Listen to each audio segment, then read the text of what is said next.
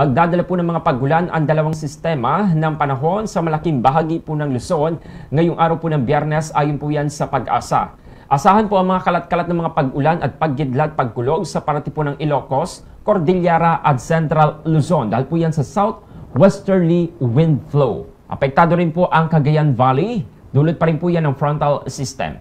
Babala po ng Pag-asa, posible ang flash flood at landslide sa mga apektadong lugar.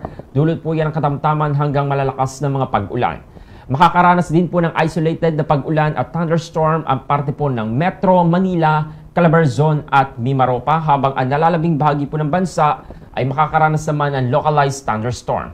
Walang binabantayang low pressure area o LPE sa ngayon. Ayon po yan sa update ng Pag-asa. Samantala, inaasahan na mag-aabot sa 46 degrees Celsius ang heat index sa Infanta, Quezon.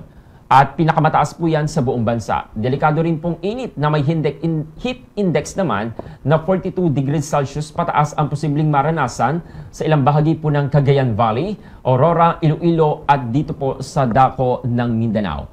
Paalala po ng ahensya sa publiko na iwasan po ang matagal na exposure sa init upang makaiwas po sa heat cramps, heat exhaustion, or heat stroke. Good morning.